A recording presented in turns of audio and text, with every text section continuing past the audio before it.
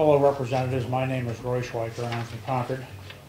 And I agree with the previous speakers that the minimum sentence may be unreasonable. If you wish to remove that from the law, that, you know, removing the minimum sentence, that might be quite a good thing to do. But I completely disagree with the attitude of some of the speakers and other things.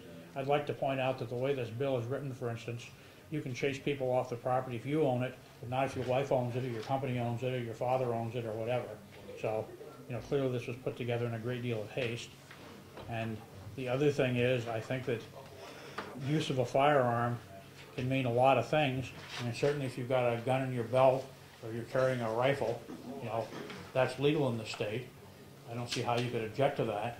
On the other hand, if you take a .45 and stick it in someone's ear and say, get off my property or I'll blow your head off, I would say that certainly deserves to remain as criminal threatening, because we do not have the death penalty for trespassing in the state.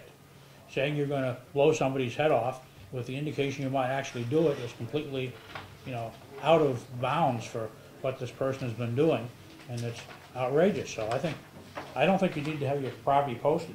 I think if you read the law, you'll discover that telling someone to leave your property is sufficient to make a trespass, and I would agree with that. And I think that someone that fails to leave when you tell them to certainly could be prosecuted. But I don't think that it is reasonable to threaten to kill a person for something that's probably a violation or a misdemeanor or worse. I mean, that's not a capital offense, folks. And I don't think we should have people, you know, going around.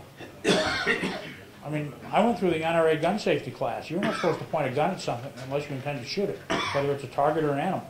You shouldn't be pointing guns at people, telling them to get off your property.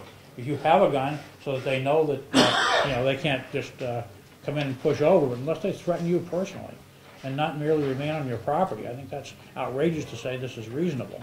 And one final thing I'd like to mention is, there's some talk about people being, you know, mentally disturbed.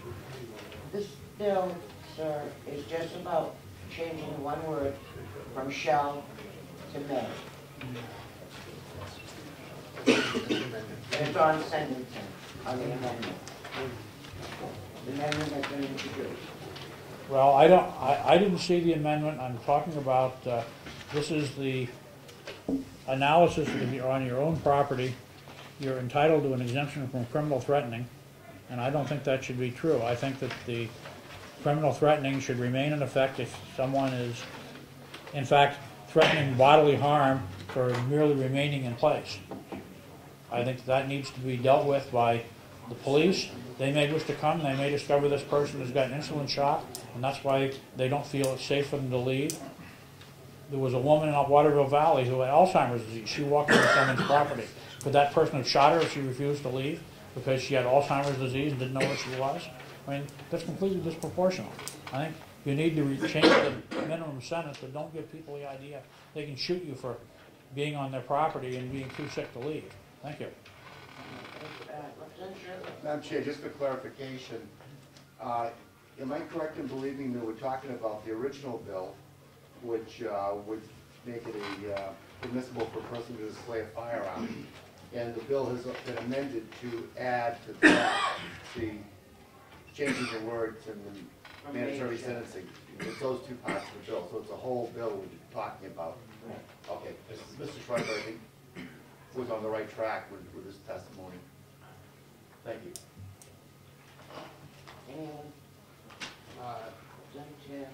Thank you, Madam Chair. Would you believe the language in this bill says display a firearm, and I don't see any problem with displaying a firearm as long as you're not pointing it at that person, which would be criminal threatening. This does not provide for an exemption against criminal threatening. It provides you to display a firearm. Well, my understanding is in this state, in fact, you may legally display a firearm. You can have a gun on your belt, you can carry a rifle, so I don't see how that's changing. What I dislike is the attitude from some of the previous people, that they seem to think it's okay to shoot people if they don't leave, and I think that that's not quite correct. Thank you. Thank you.